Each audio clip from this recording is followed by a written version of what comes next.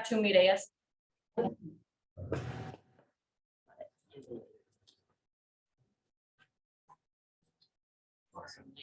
No worries.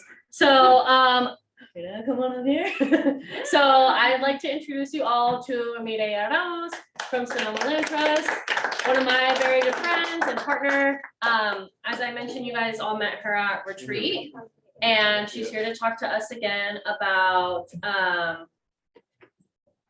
social disparities and environmentalism.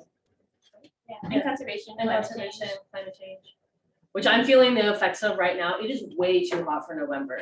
It is pretty hot. Yeah. The weather has been really wonky Yeah. this year. This year, I'm feeling it. Okay. Yeah. Take it away, and I have your slides, so you just tell Stephanie next, and then she'll Oh, okay. next, yeah. All right, cool. Well, I'm so honored to be back here and really thankful to the creator that gave me a bunch of green lights to head on over here quickly. So next slide, please. So as Mirella mentioned, I do work for Sonoma Land Trust. I have been there for about 3 years now, and I'm actually the first Latina that they hired. And so I'm here to talk to you guys a little bit about social disparities in climate change and really in conservation as a whole. Next slide, please. So one of the things that I really like to point out is what we actually think of when we hear the words environmental justice. So what comes to mind for you guys when you hear the words environmental justice? Pretend this isn't here. Kind of. Oh, you already went? Okay. No, we only got to hear from two of us, so I Okay. said land back, and then Maggie said. I said my house not being right next to the freeway because it's really loud, Yeah. and free access to parks and open spaces. Yeah, really good examples. Anyone else? And the chat says preventing endangered animals. I think it means preventing animals from From being endangered. becoming endangered or extinct. That's definitely correlated and related to it. So here's actually the direct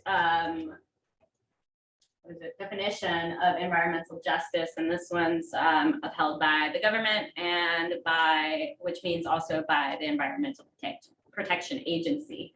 So it's fair treatment and meaningful involvement of all people, regardless of race, color, national origin, or income, with respect to the development, implementation, and enforcement of environmental laws, regulations, and policies. When I talk about environmental justice and often start off with what is environmental justice, what does it mean to you? Many people think of, well, we're protecting nature. And it's, yeah, part of it, but it's how is nature being protected for people like us?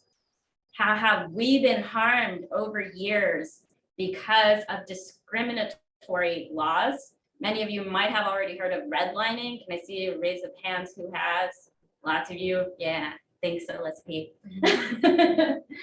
So many of us suffer from effects from systemic racism like redlining that has caused us to live in areas that for predominantly affluent and white people are places that they don't want to live, which means by those freeways, by the highways, in areas that have less access to green space.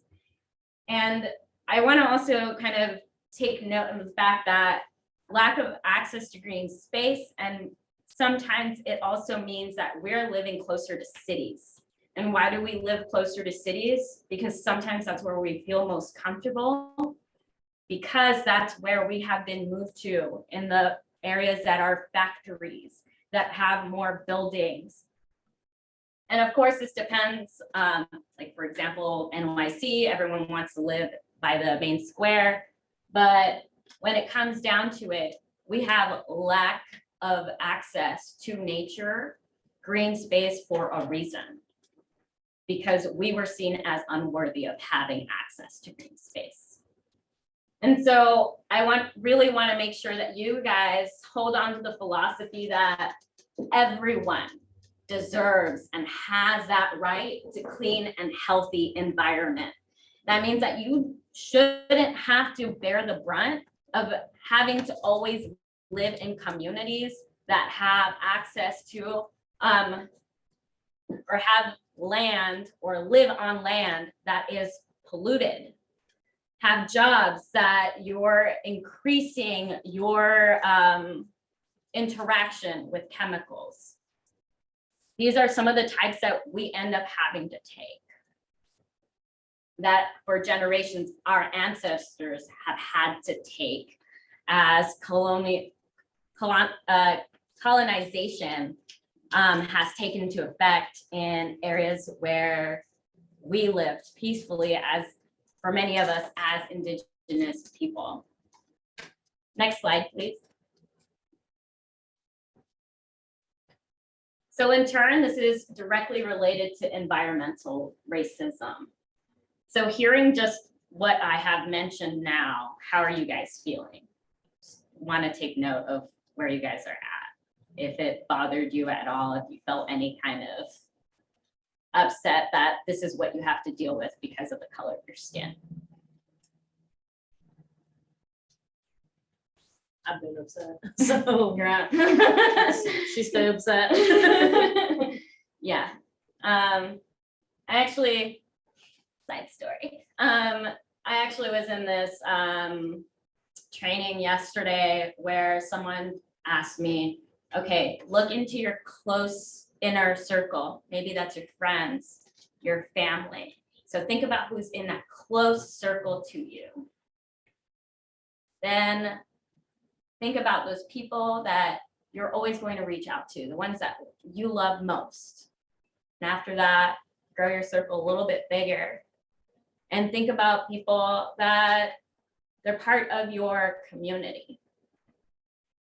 Think about your community as a whole and who are they? And then grow that circle bigger and think about people outside of your community.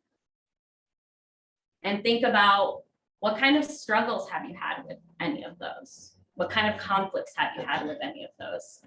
And immediately what came to mind for me was, I'm really upset with white people.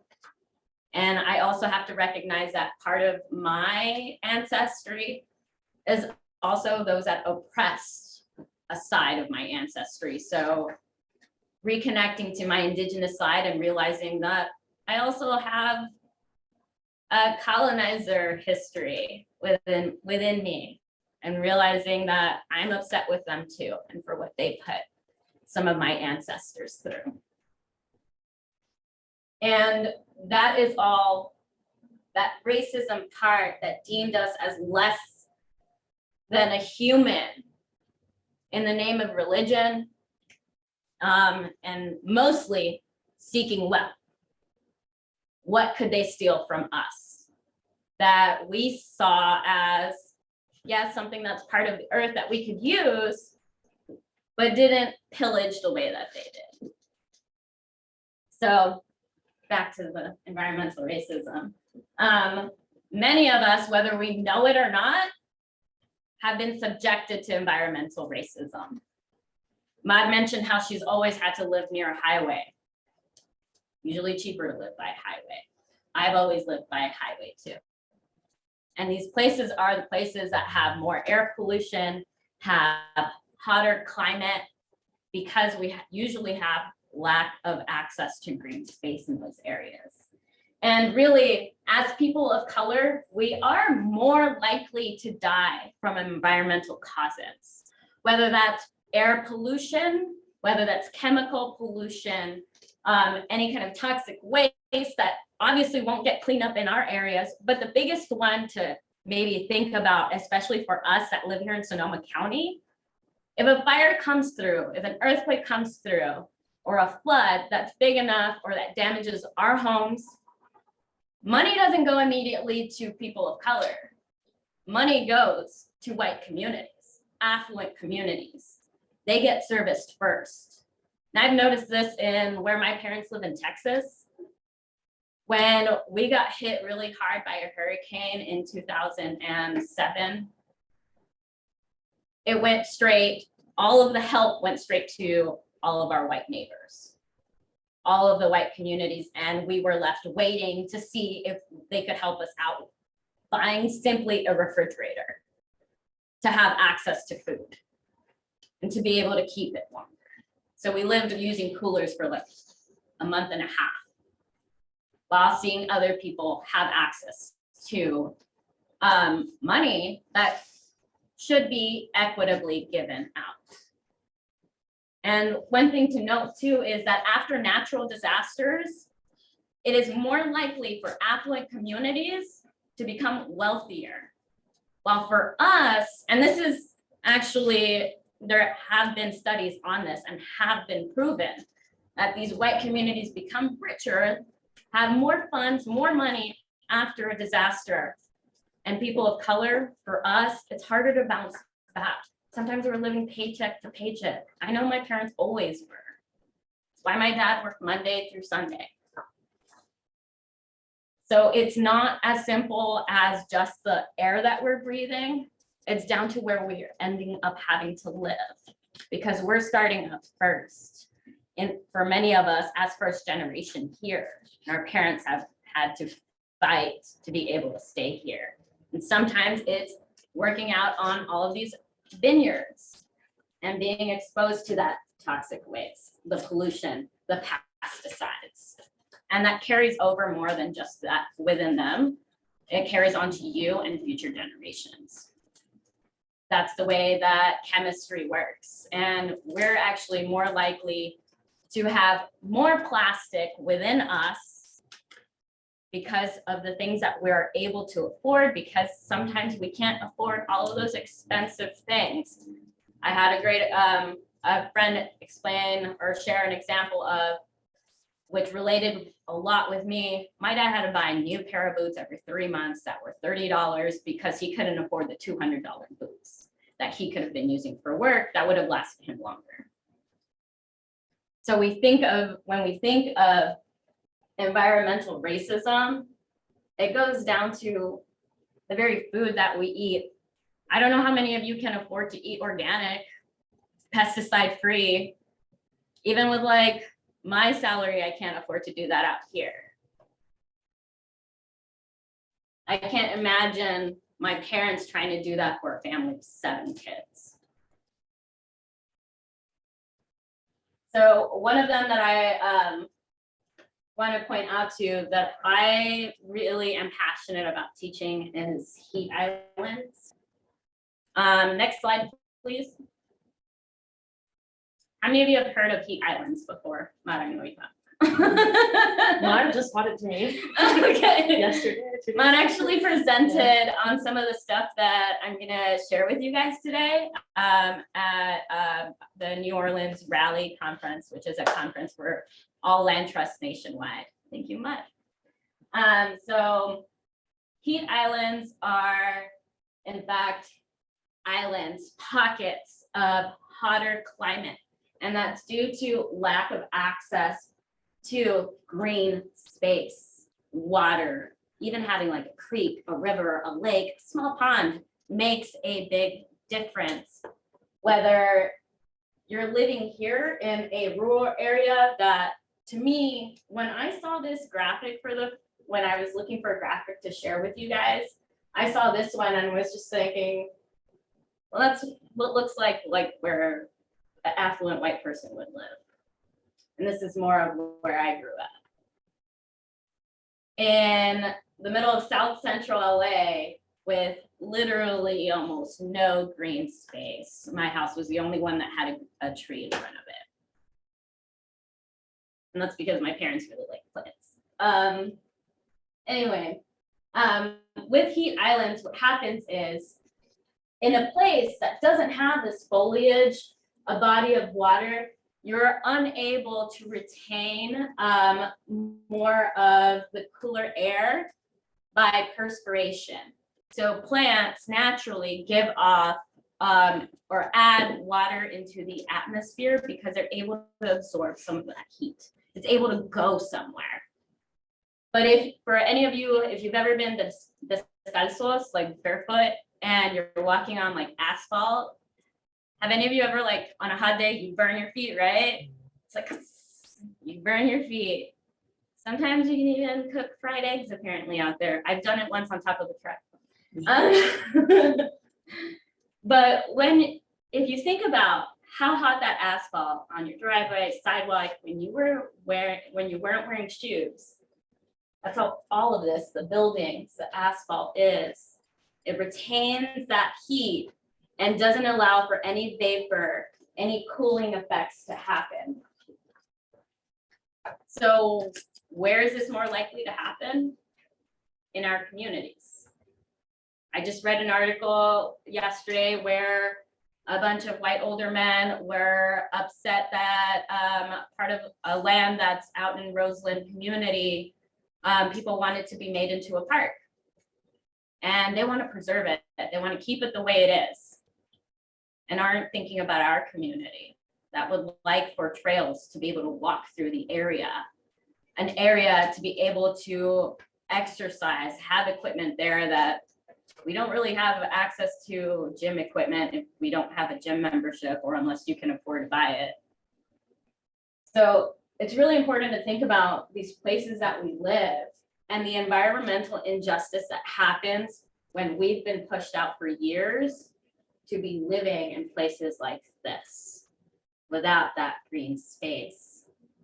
So plants, not only are they able to help you have cooler temperature, but they're also really good to be around and breathe in. I think I mentioned this last time with phytoncides that are really important antifungal chemical for us to be able to breathe in while we're out. So if you've ever been under a bay leaf tree, for example, I know I took some of y'all out to a bay leaf tree, or even just in any space that had lots of green space, lots of plants, you may notice that you're breathing in deeper, the breaths feel fuller, and all of a sudden maybe you can breathe a little bit better unless you have pollen allergies. Sorry, that sucks. But why this is important to consider also is for a lot of people of color, because we do have a hard time to be able to even get jobs that can make more money simply based on our last names, our color of skin. We get stuck in places where, career-wise, in places that don't pay us enough. And with that, think about our broken healthcare system here. How expensive it is to get healthcare. So if it is expensive to get healthcare and you don't have access to it, you are more likely to have underlying conditions because you're not visiting the doctors. And also for many people within different cultures, you don't really go to the doctor because you're fearful of them, you're fearful of the money, and because we've been discriminated for so long, because medicine wasn't designed for people like us. It was designed for white people.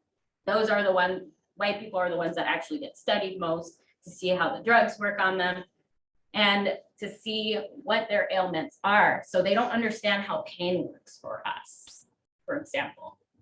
So when you have little access to medical care, and fun fact, or not so fun fact, kind of sad fact, I was listening to a podcast, or I was listening to radio the other day, and they mentioned how women, especially women of color, are more likely to have miscarriages and not be able to carry to full term.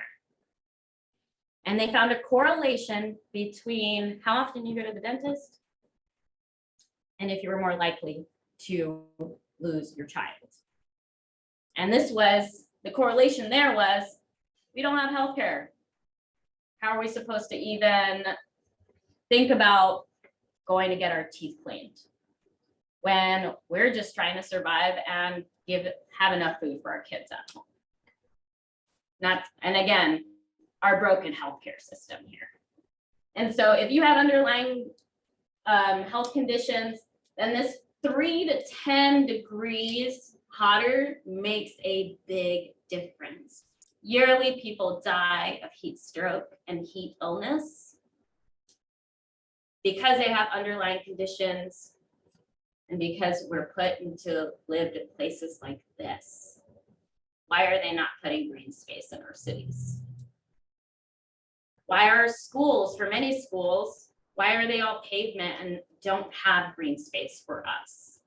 Even if it's like taking a break during lunchtime to go sit under a tree, be in a garden, it can make a big difference to all of us mentally and physically. Next slide, please. So I like to use this tool. It's a conservation tool. It is called ParkServe through the Trust for Public Land. And here in this screenshot, it is Santa Rosa. And you can actually see what priority areas we have where we need new parks. Next slide, please. And what I want you guys to notice here, or as we're going through these slides, I want you to pay attention to the darkest colors. The darkest colors mean that in this example, low physical activity. It's very high. That means you're not able to get much exercise in this quadrant, or these 4 quadrants within Sonoma County and Santa Rosa. Think about the places that are there. Downtown Santa Rosa, South Park, Roseland. Next slide, please. Oh, it looks like all of them didn't mesh well in there. Oh no. Oh, my transitions didn't work out. Oh, shoot, no, sorry. It's okay. Can we go back to the last slide, please? So I can't show you on this mapping, but I'll show you how to look at it on your phone in just a sec. That's Park Sport, yeah, ParkServe, yeah, and yeah, part of Park Sport. So we'll have a second for you guys to look at where you live on your phones, if you guys have phones with you. But this area that is dark blue, it also ends up being the area that has more pollution. It's the area where our young people live. And it's also the areas where people of color live. So there's a correlation between that low physical activity, poor mental health. It's darker here in these areas too. And what I always take into account is, why are our young people having to live in these areas? Why are our people of color, our community, forced to live in these areas and don't have access to nature?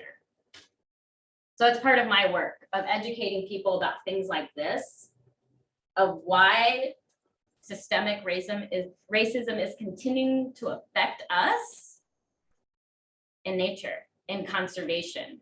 As I mentioned earlier, I was the first Latina at Sonoma Land Trust because they were finally investing in our community. Finally realized that representation matters. And if you are preached at and told about nature by someone that isn't reflective of you, then it's more likely to be, well, who are you to tell me this? You lived a totally different experience than me. I often feel like that when I'm around colleagues that I know are very affluent and never felt a struggle of wondering if I needed to go to bed without eating. Next slide, please.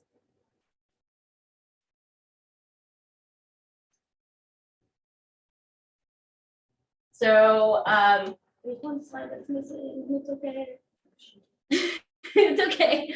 So if all of you guys can whip out your phones. No, I think I may have put it after this slide. Oh, after this Is slide? it the QR code? Yeah. Yeah, Okay. it's after this one. So next slide. Yep, my bad. If you can scan this QR code, and we're gonna walk through looking at ParkServe. Mud, if I can have you assist people. If you guys need to come closer, you can. As I stood right in front of the screen. I feel so fortunate, Mud is here. I know, I invited her. She usually doesn't come to these meetings. Oh. No. Hopefully we don't make the server crash. Does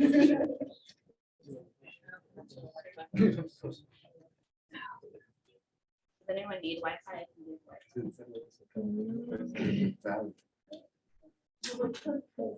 I don't get that.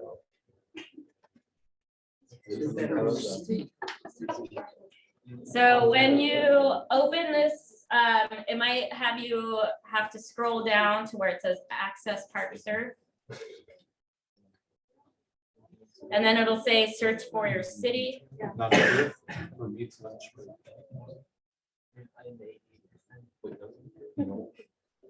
So you can look for Santa Rosa, California. I just want you guys to take a second to be able to play around with all of the different layers. Does anyone need help? And I'm able to open it right now. Am I supposed to put in my email? No, not at all. So you're welcome to share our Wi-Fi. Just here. Oh. Enter city code. So you should not have to give your email away.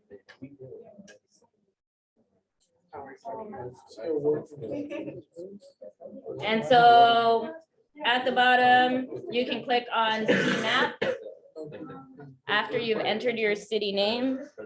So scroll down. Scroll down. See map, click on it. I think I'm in South Dakota. I don't know, but you're not there. Anyone need help to get to the map? Mine's just like loading.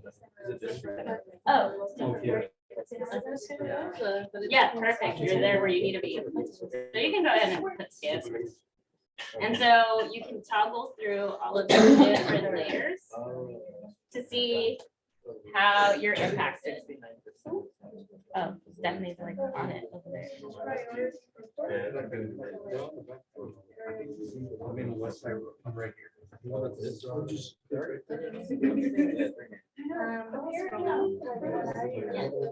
Oh, that's good. On the big map and then. Yeah, yeah. You just found out.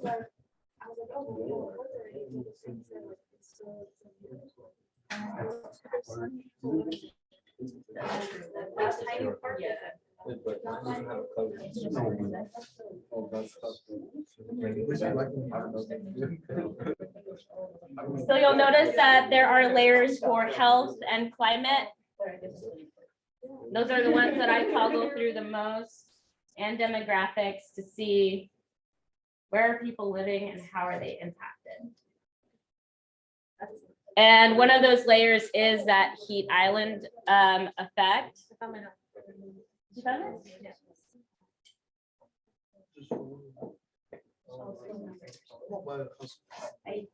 Yeah. So take a moment to play around with the layers and get to know your community through this conservation app.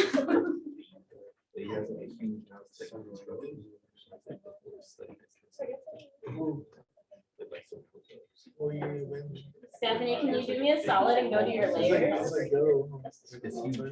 and go to climate? Oh, down. I found the donut shop by my house. And go to pollution respiratory hazard. Really good. And then urban heat island. I think it might just take a moment to load. Maybe. Did we crash? No, it's just she might have. Oh. There it is. Slowly opening up.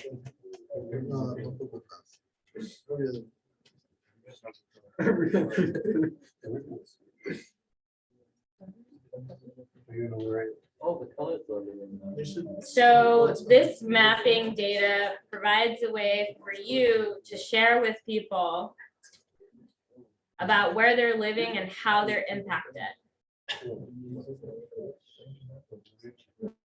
If you don't have access to green space, you're less likely to go outdoors. How many of you have walked through your neighborhood and find it pretty boring? Because it's the same route, nothing much. Unless you're noticing the seasons, There's ways to make it less boring. I mean, the block is always hot, so it's never boring. When it comes to like nature things, The nature because you're things right, are South boring. Park is always hot. Yeah, it is. But the nature is the same. Yeah. Oh, ¿Qué ibas a decir? Like today, I noticed like when I was driving, it looked like it's kind of cooked. So like in my rear window, how the leaves all go up when I pass by. Because if they were falling through from the tree, I was like, oh, that's so. So this is the way that we've had to resort to the little things that make us happy. The little things of nature that provide so much for us. For me, growing up in LA, it was the moon. It was being able to work in the garden with my mom, falling out of the guayaba tree every freaking year and hurting myself, but it was worth it. So if you look at the concentration of colors, it's where our community lives.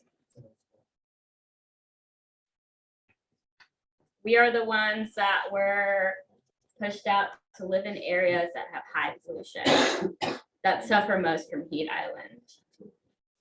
Maybe you're lucky and live by a park and have a 10-minute walk, but think about, is that park big enough to serve everyone in my community? Is the park even bigger than this room right now that we're in? I can tell you the one where I grew up was not this big.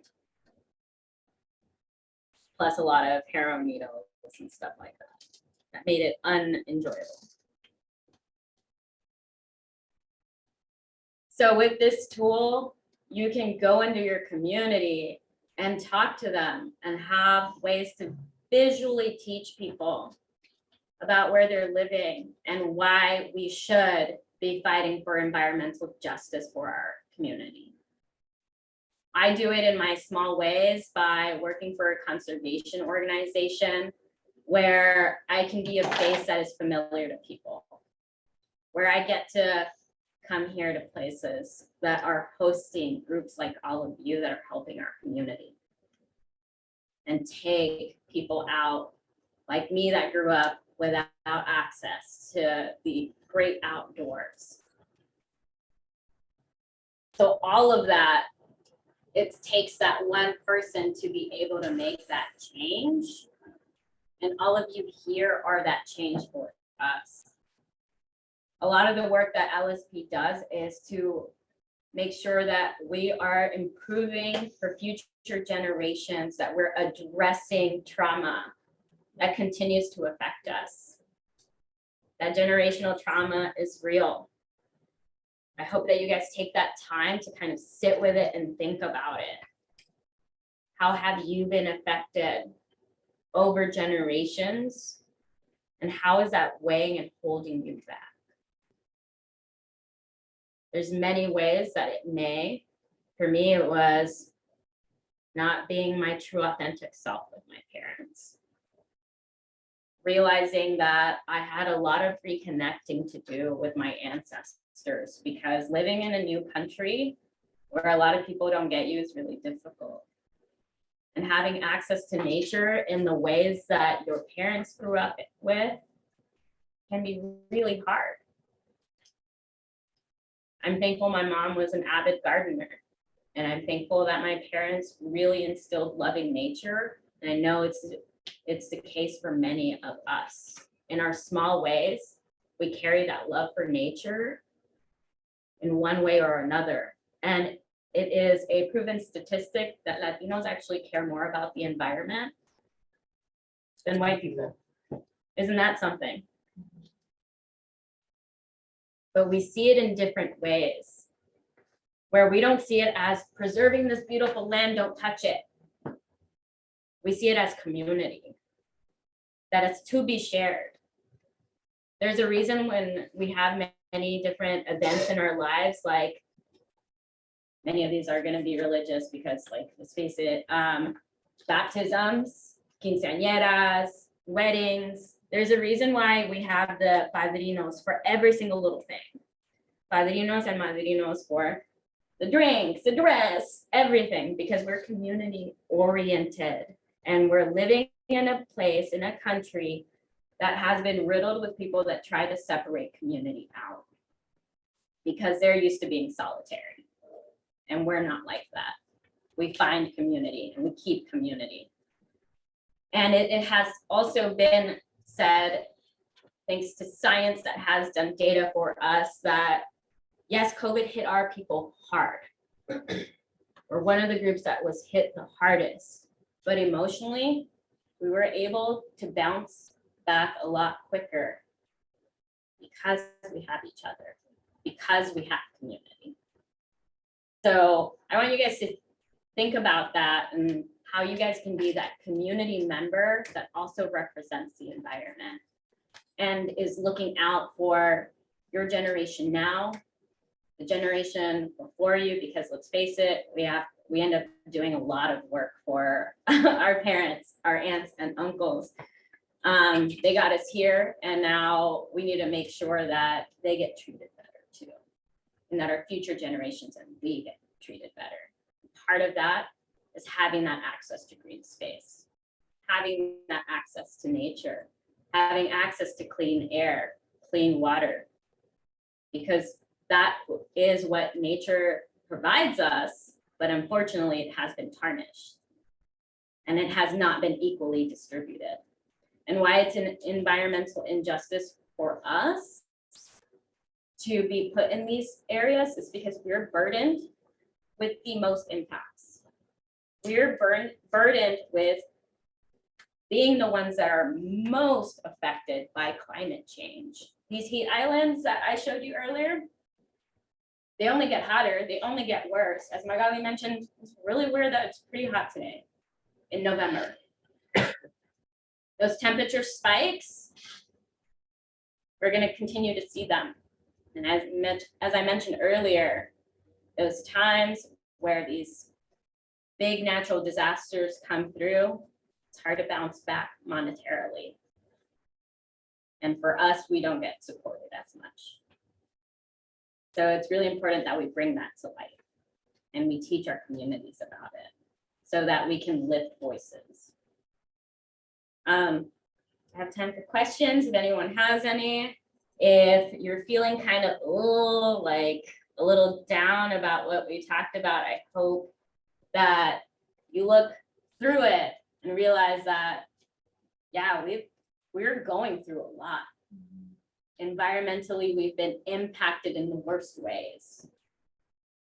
But really what keeps my hope up is being able to spend time with all of you guys and knowing that there's people that care, that are willing to be part of programs like LSPs, Promotores, or in programs with me. Y'all are making a change. I hope you guys know that even as simple as sharing this with someone creates that change too. It's a spark. Anyway, talk a lot. Yeah. Kind of going back to what you said, it kind of clicked on my head. When you said like the park you grew up in had like a lot of needles, right? Is it, I mean, it just kind of clicked on my head, like, is that why there's a lot of homeless people? You see more homeless people too, where like our community lives, because like I don't know who deals with that. There's a lot, but mostly you see homeless people around our community more. You never see like someone homeless up in Pine Grove or like down. Because they push them out. So they push them out to like our community. To our communities. Yeah, you got it. That's exactly what happens. They say, not in my backyard. And move them out to places where they should be, because they shouldn't be here in the desirable areas.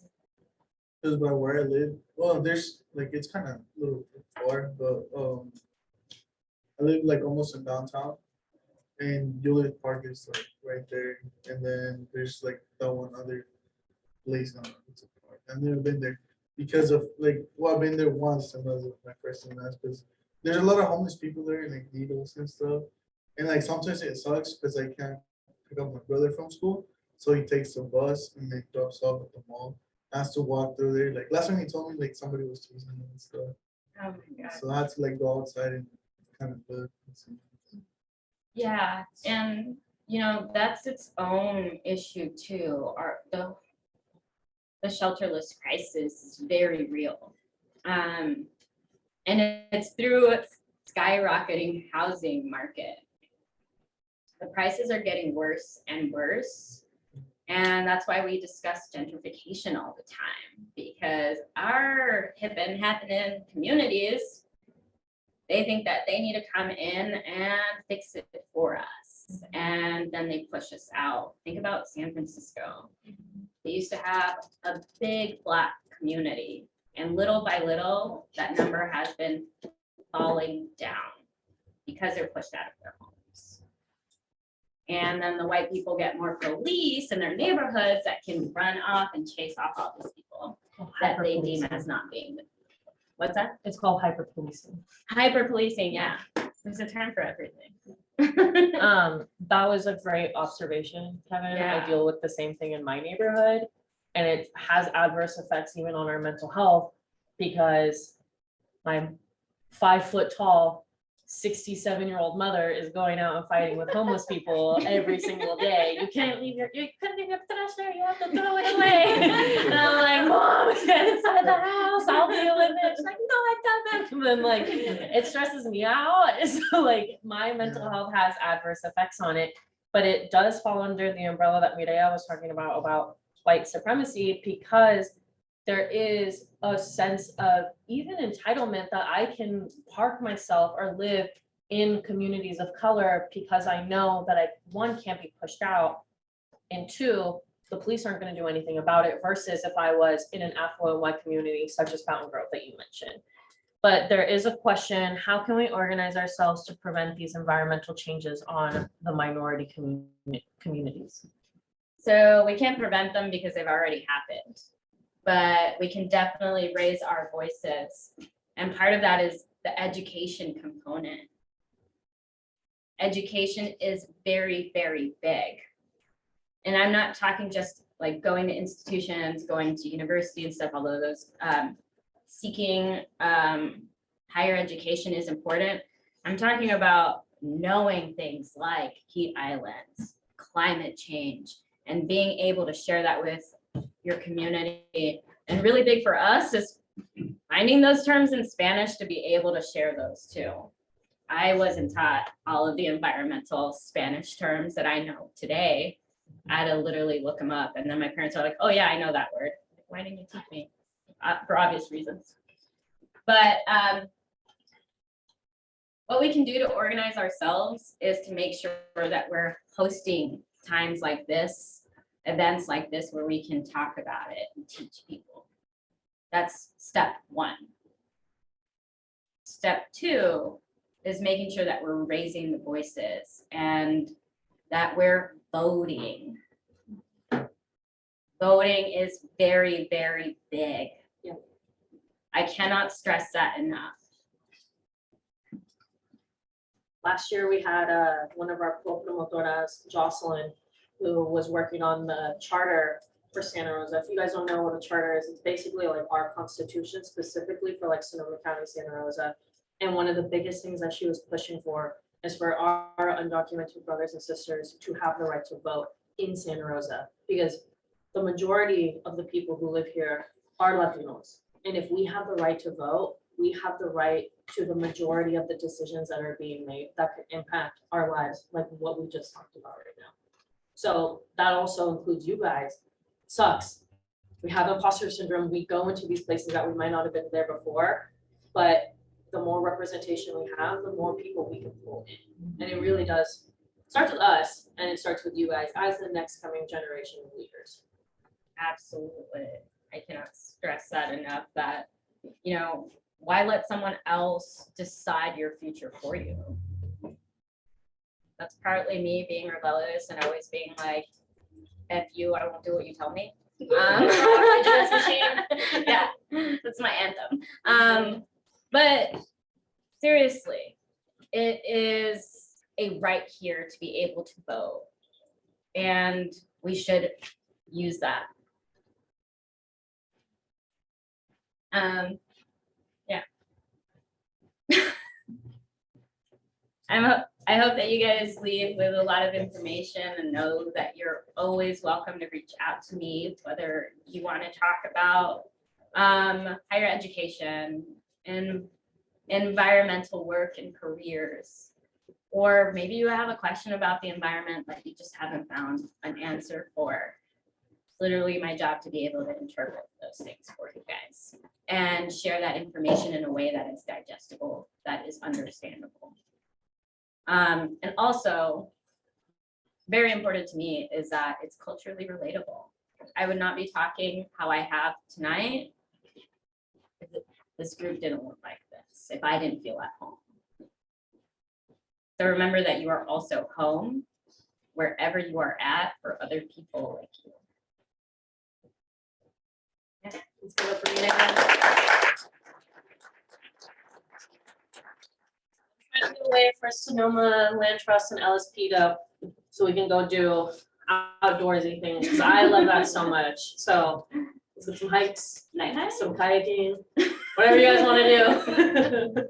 I'm super down always, but we'll have to, yes. Enjoy hearing. Thank you, Steph. I hope you guys enjoy hearing from Mirella. She's so amazing and so passionate about just the environment, and it instills a passion in me, and I hope that you guys also feel that way too. Yeah, she's so incredible. We took her up to Humboldt a couple months ago. We all went on a trip, all of us here at LSP, and Mirella came too. And we went on this 2-hour hike, and every stop Mirella was picking something up and teaching us about it. And she did the same when we went to the ocean. She was showing us all about it. So I definitely want to get a beach trip in, or kayaking, or a hike in with Mirella once the weather gets a little bit nicer, because she knows it all. I can be like, that's a shell, that's a tree. But yeah, she's the best. So now we're moving along here. And we're going to talk a little bit about health disparities a little bit more. And we're going to hear right now a little bit on social disparities, specifically combated through artistic expressions. We have Martin here, who is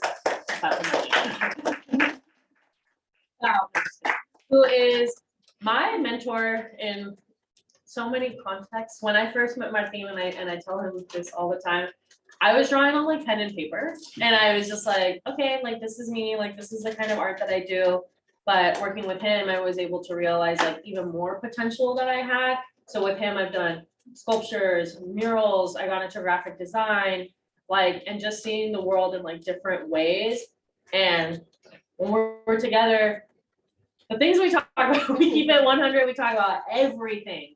And I think that's really important to find community within our community, mentors, leadership, learn about the things that you have access to. And art is such a huge component in my life. And I know that I talk to you guys a lot about it too. It's gotten me through my darkest days. And it's also what I use on my brightest days. And it's something that I hold super important. I always tell you guys about it. So Martin's here to talk to you guys a little bit about it too. And then we have an activity. So those of you who are at home, if you have your pencil and paper, just have that on standby, and I'll let you, Martin, take it away. I'll take the piece. Buenas noches. My name is Martin Zuniga. I am from Michoacan. I got imported very young, I was 9, and I went to work the next day in the fields, piscando uva or la pasa. But since art, in a way, me, the artist kind of guy, it's never been oh, I studied to be an artist. No, I was born one. Because I am primarily a right-brain thinker. The exercise that we have right there in your laps, I'm going to try to use as much as I can with the 40-something minutes. I want you guys to draw something. I want you guys to draw this. Our logo. Just the best you can. It doesn't have to be perfect. Just draw it. Take your hand, whatever. Just draw. I'll keep on talking as you guys are drawing. For those of you on Zoom, you're drawing our logo. Yeah, It's on Stephanie's page. so it's easy. You can copy it. It's a few lines, you know, it's not complicated. What are we showing? It just go as good as you can, draw it.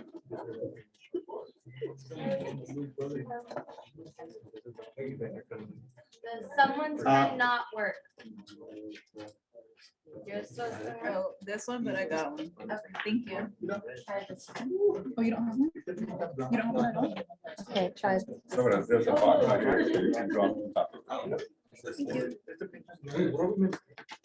So this exercise is going to tell you about something that you have been missing for most of your life.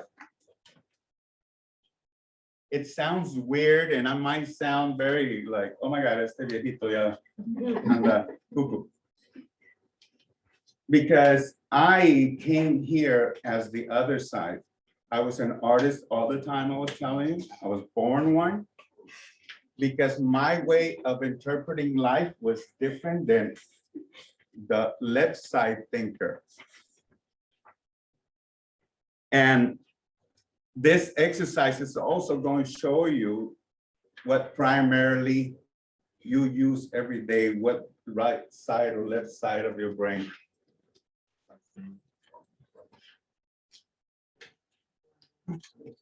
How many people are done already?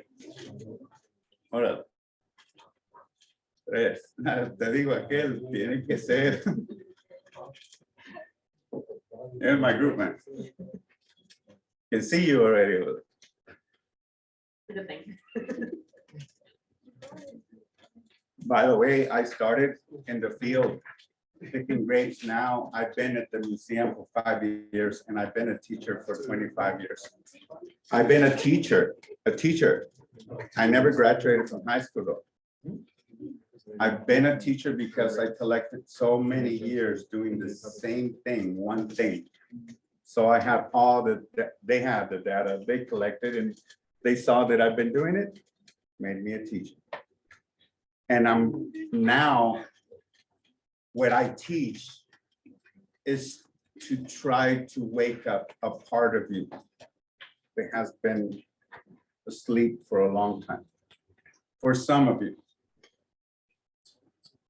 You ready to call it quits on the drawing? No, not yet? All right, because it's, if you think that's hard, the next one, it gets harder though. Because there is, to this single part, there's a two part, okay? How many of you guys are ready to continue to the next part?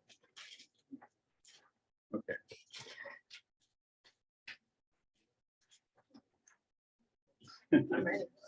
You ready? Okay.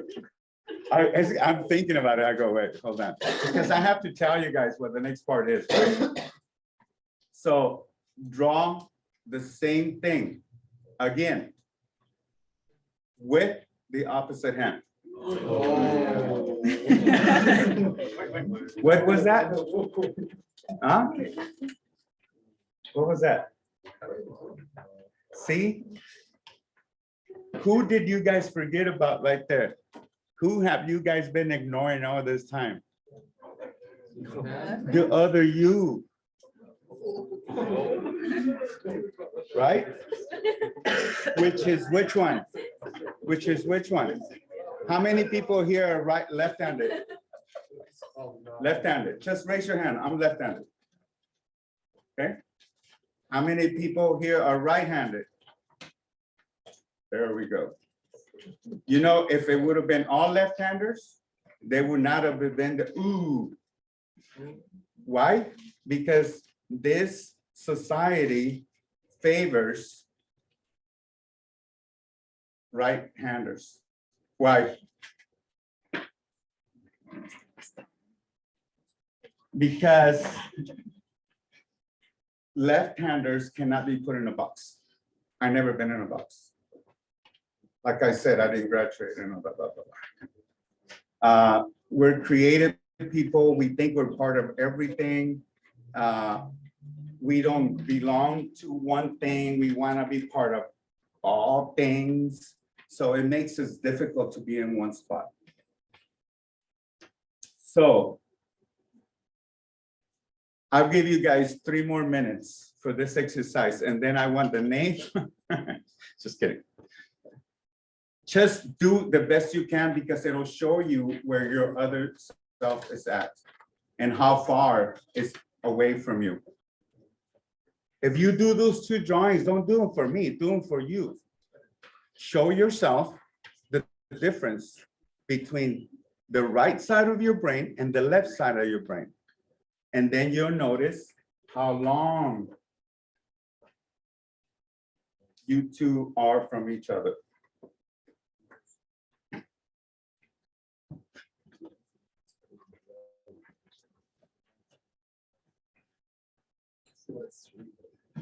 Miren, tienen la mano enfrente de ustedes as the model y tienen la otra. Ahí está. Oh. Damn it. So aquí está el ejemplo de una persona que usa both hands at the same time. That means both her pistons are firing off. Ándale. So with this conversation about doing something like this, now, when you engage both sides of your hemisphere, both hemispheres are talking to each other, you actually balance yourself out by itself. Things feel better. Things look brighter. Things look easier because you're balanced out. Now, there's been people that have been balanced out before in this in history. Da Vinci was very balanced out. And he was also dyslexic, just like me. Who's Roosevelt? Huh? Teddy Roosevelt? 2. There is Bill Gates. Bill Gates, the owner of the build and all this thing. Balanced people. Balanced. Huh? Beethoven. Beethoven. Balanced people. They balance and they find everything simple. So you unblock yourself. Teach your other self. Oh, number 1 is like this. There's the saying, love yourself. Love your other self, right? That's the thing with it. Don't forget the other guy. Don't forget the other girl. Don't forget the other self. I found it.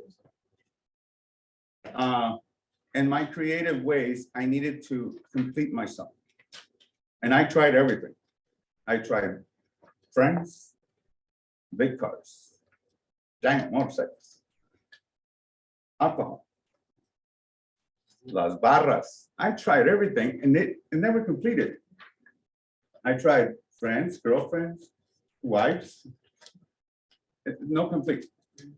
It was me that I needed to be fine with, the other one.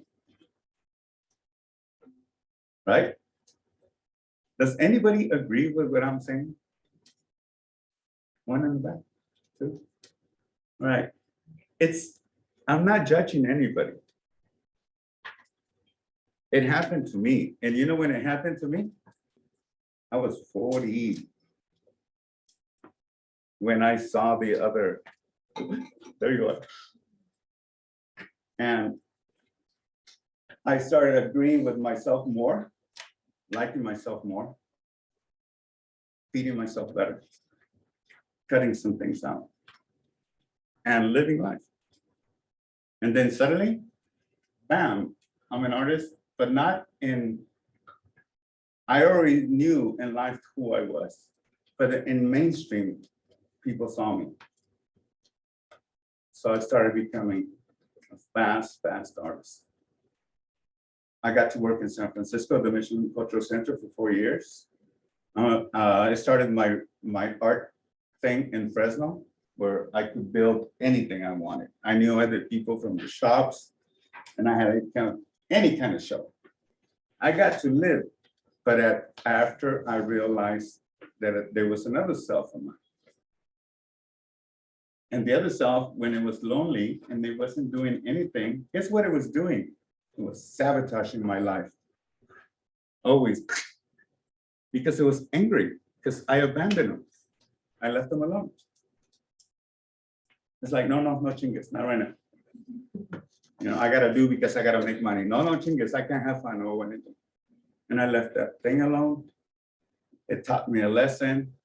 And then I started being aware that my parents were the same. One was left hand, one was right. One was reality, one was fantasy. And that's my life. And it's been since I've been here. In Mexico, I was a different person. I came here and the whole thing flipped around, you know, for me. Like, everybody hated me, and I didn't know why. I was little. They called me all kinds of names, but this art deal also started healing not only me, but everybody around me. It's contagious. They're like, how are you getting better? You're supposed to be dead. What it does, it balances and it completes your pharmacy that you have on the back of your actual head here that releases anything that you need for your body to heal itself. And it starts right there. As soon as you're okay.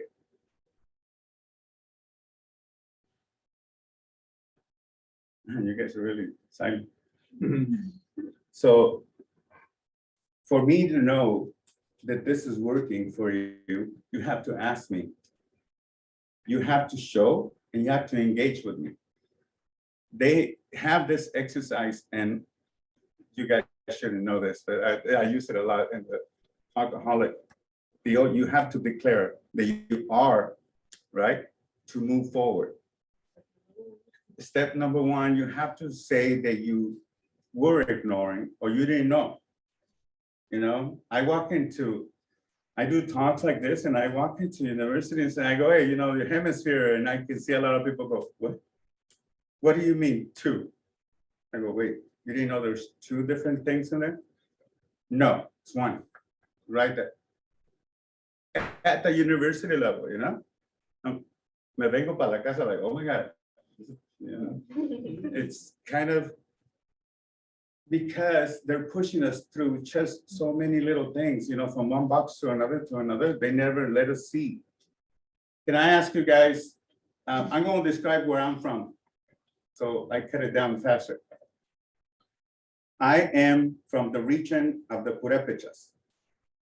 I am flying on a giant spaceship with my own solar system through a galaxy.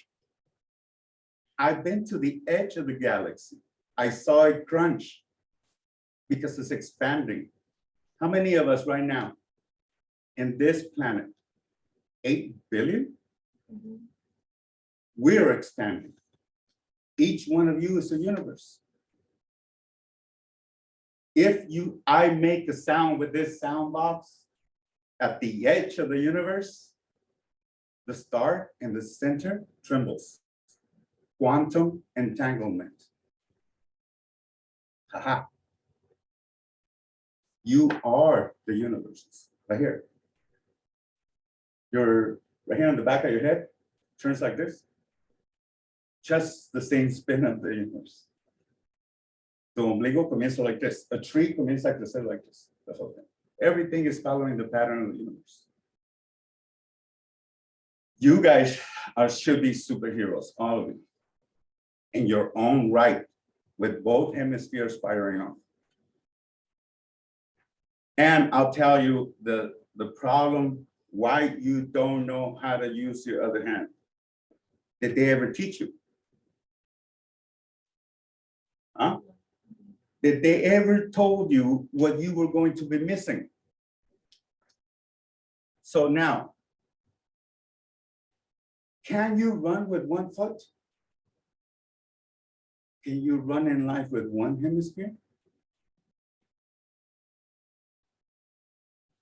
I kept on running into every damn pinche trampa que me ponía la policía. I was like, why? Because they're made for people that don't fit in the box. Because people that fit in the box follow the straight line. And we're always, oh, mira, pinche perro, güey, you know, and bam, atrás. Till they're like, we gotta give up on this guy. Let's make him a noise. Honorary artist. Chingado, leave him alone. No hace nada anyways, nomás anda ahí moviendo. But what I found that I'm making the best, I've been called I love this one. 3 of my students that are from Mexico, and we do a lot of Zoom stuff. They call me el chamán de colores.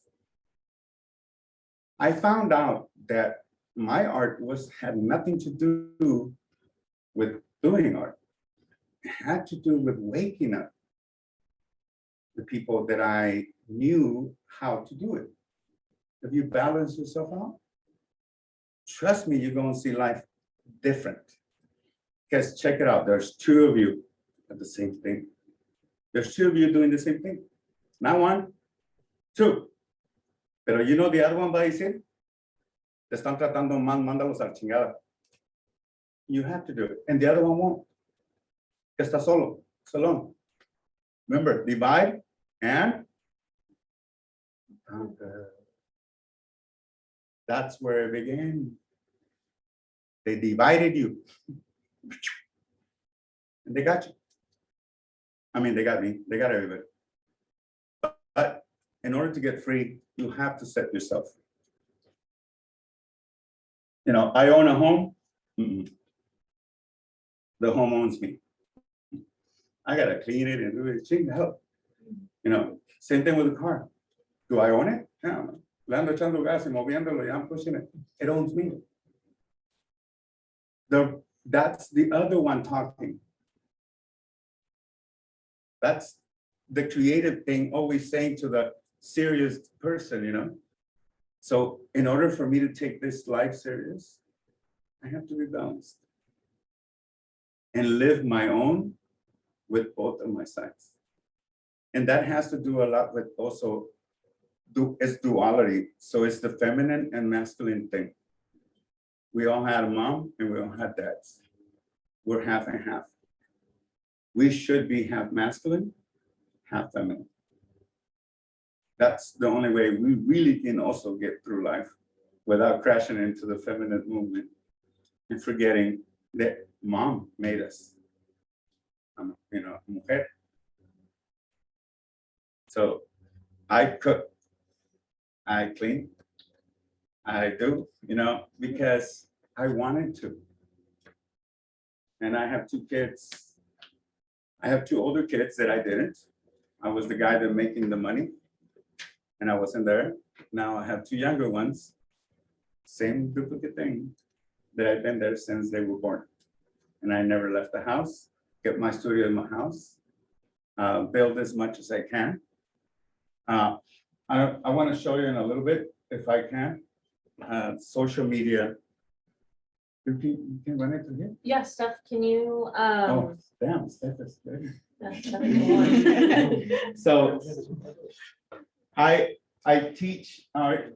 For example, this is a big mural that we did, murals. All these murals I do with groups over the summer of 30 or 40 kids.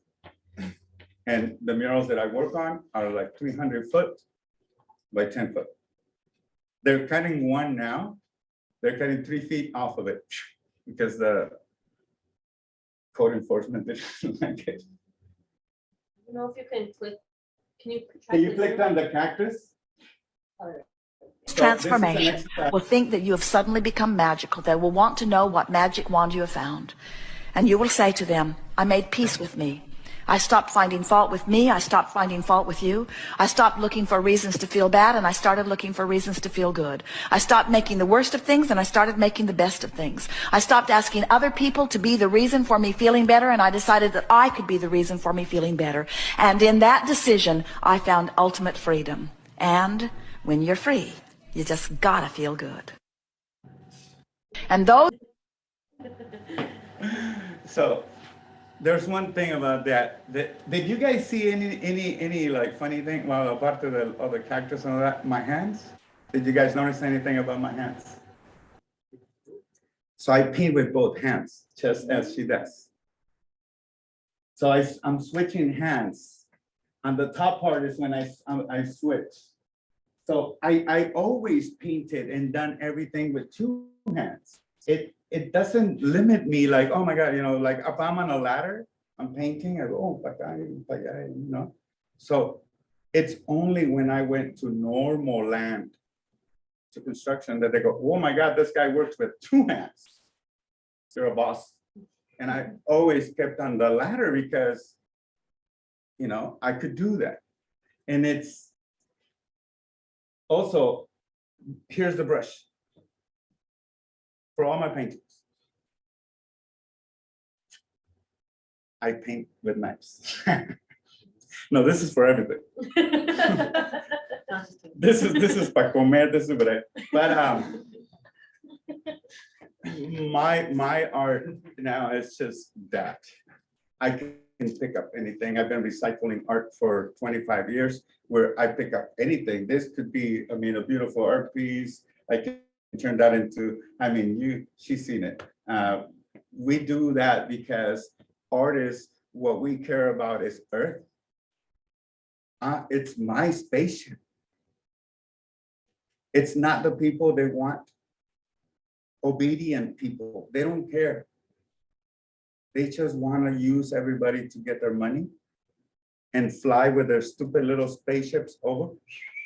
They look like big, giant things of people and come down. We sent Bezos up the damn thing. Just, he's doing it for what? To prove what? We did that over the pandemic. I mean, we made him a multi-trillion, whatever, billionaire. But if we don't follow their rules, we follow our own, our community lives better.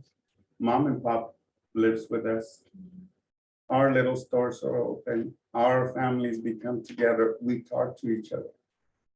Ahorita I have the biggest snitch in my pocket that we all depend on. Yeah, the worst enemy in the world that you can have for anything. If you're religious, bullshit, you got this. Yeah. You know, this is when I can say bullshit.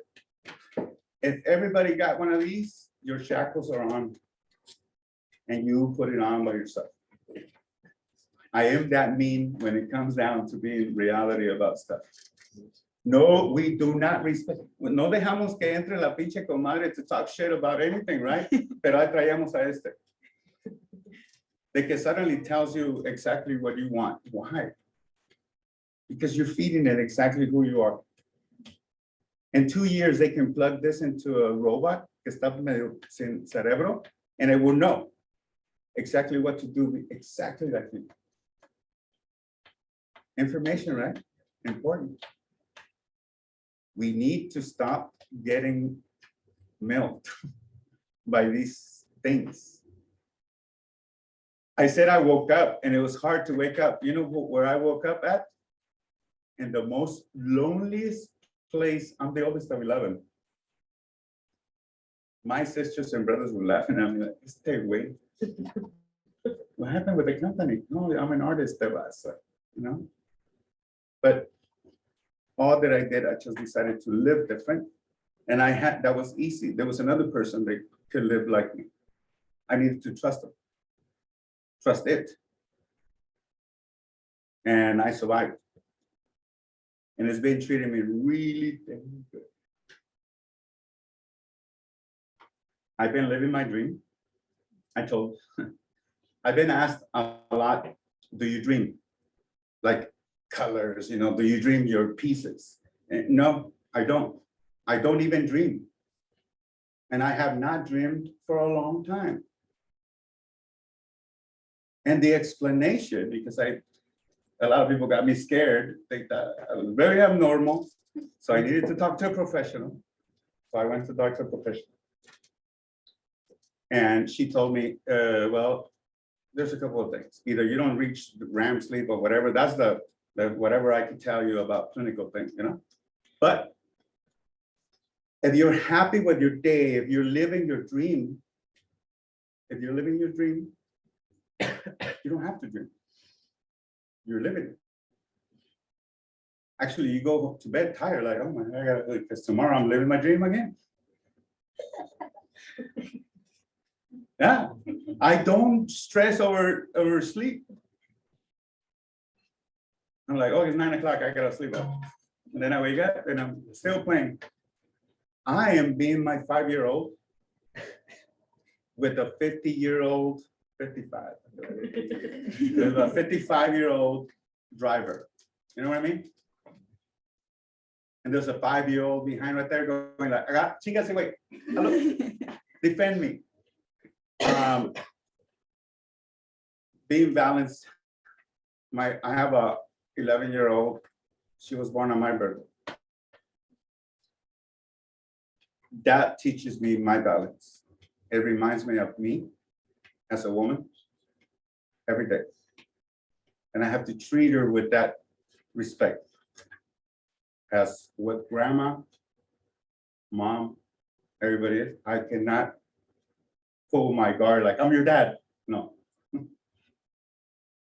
That also, my balance, I got to teach myself as a woman that I'm okay now. So she now gets to carry that package across.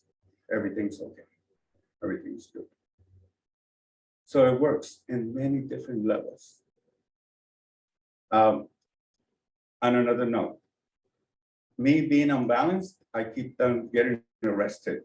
En Fresno tengo un pinche track record nomás de policía, not the ladrón, it was just the bad ticket, lights, y que ugly cars, whatever, pero me jodían. Finding that balance, you almost know where they're at and what's happening, and you avoid it naturally. Like the other, they say, por ahí, last time I estaba parqueado, it works, it fixes, it helps you. And you get out of certain radars that you're not tracked anymore. And as I'm talking around all these electronics, they go, and the way I went, tienen balazos estos guys. Now it becomes, when I said I woke up at the loneliest place. I was so alone in Fresno.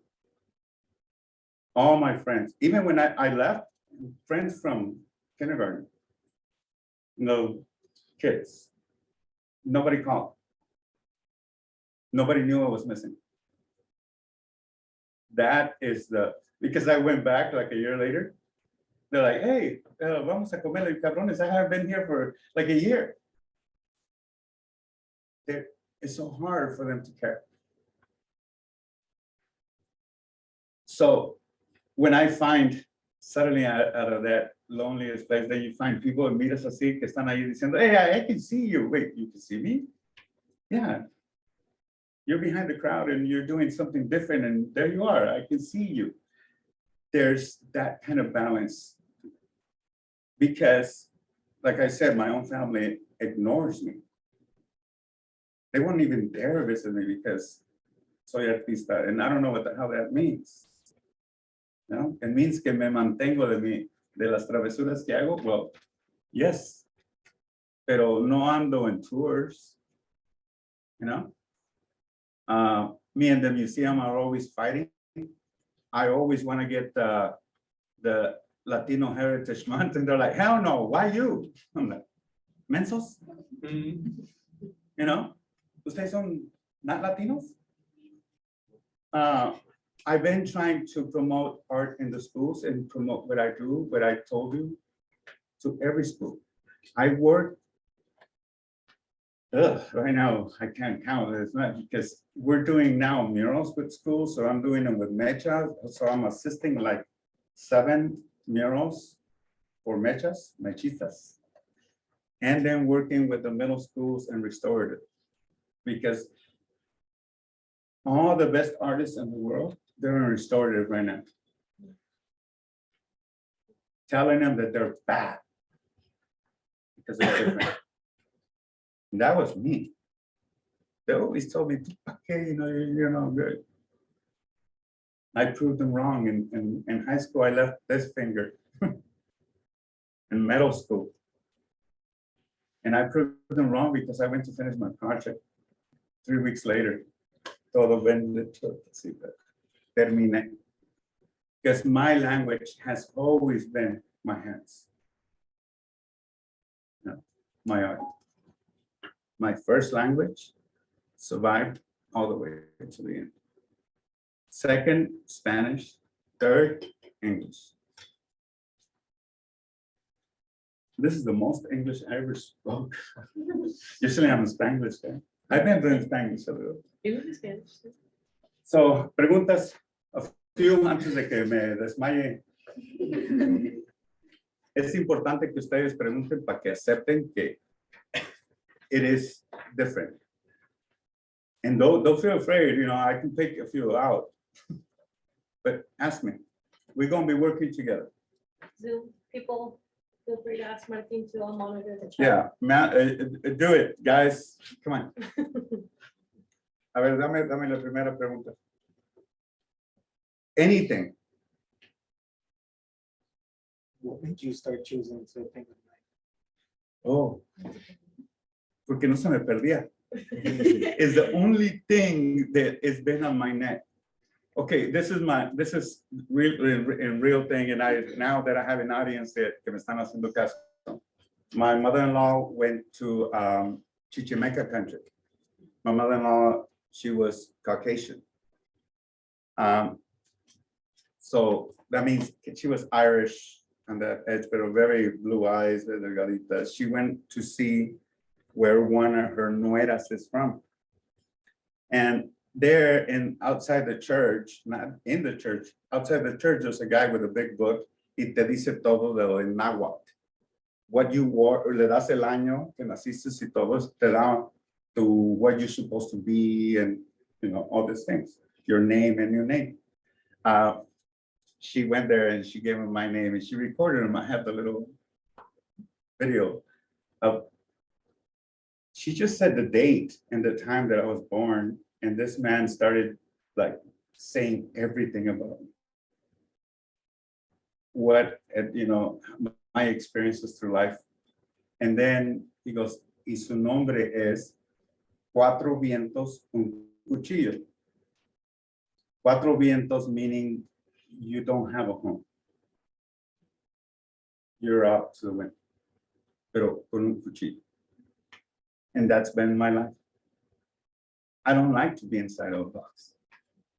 So, los de Slexas, le dicen Cuatro Vientos, were outcasts by the other side. I painted with everything. I painted with large scale paint guns.